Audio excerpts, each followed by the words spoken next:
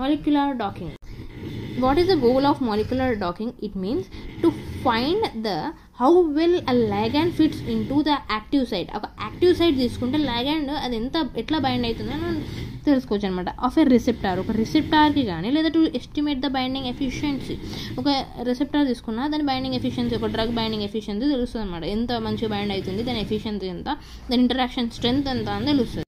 What is the purpose of docking? To study the ligand and receptor ఇంటరాక్షన్స్ని తెలుసుకోవచ్చు అనమాట. దానికి బైండ్ అయితే ఏమవుతుంది, ఏమేమి లైక్ ఇంటరాక్షన్స్ వస్తాయి. To predict the biological activity of a drug కానీ ఏదైనా. టు డిజైన్ న్యూ డ్రగ్స్ అనే కాన్సెప్ట్ కోసం అనమాట. With an better binding efficiency. ఈ బెటర్ బైండింగ్ ఎఫిషియన్సీ కావాలంటే న్యూ డ్రగ్స్ ఫస్ట్ కావాలి. సో దట్ మనం డాకింగ్ యూజ్ చేసి తెలుసుకుంటాం అవుతుందా లేదా. Steps in molecular docking. ఏమేమి స్టెప్స్ ఉంటే ఒక 4 స్టెప్స్ ఉన్నాయన్నమాట ఇక్కడ. లైక్ ప్రిపేర్ లైగాండ్ ప్రోటీన్ని ప్రిపేర్ చేయాలి. ఇట్లా by both are converted into 3D structures. So లైగాండ్ని ఇంకా ప్రోటీన్ని రెండింటిని కూడా 3D స్ట్రక్చర్స్లో మారుస్తాం. నెక్స్ట్ ఏం చేస్తాం, ఒక డెఫినెట్ బైండింగ్ సైట్ని సెట్ చేసుకుంటాం. ఇట్లా active site where ligand will be bind.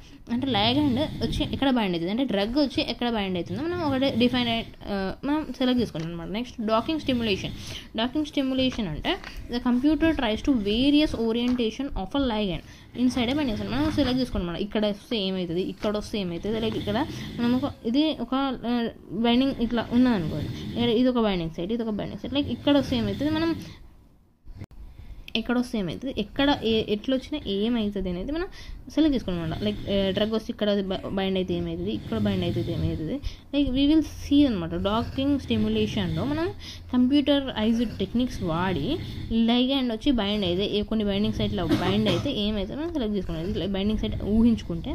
Next scoring function. ఈ స్కోరింగ్ ఫంక్షన్లో ఏమవుతుందంటే each pose is a given score based on a binding energy or fit. అంటే ఇది ఒక స్కోర్ ఇస్తాం అనమాట. లైక్ 10 లేకపోతే ఒక 9 ఒక లైక్ 5 అంటే తక్కువ ఉందనుకోండి ఒక 2 ఇస్తాం. సో దాట్ ఈచ్ పోజ్కి ఒక స్కోర్ బేస్డ్ బైండింగ్ ఎనర్జీ ఉంటుంది.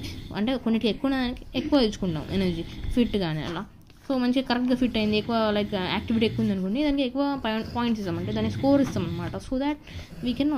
సో మన 4 స్టెప్స్ వచ్చేసరికి prepare ligand protein, define binding site, next docking stimulation, scoring function.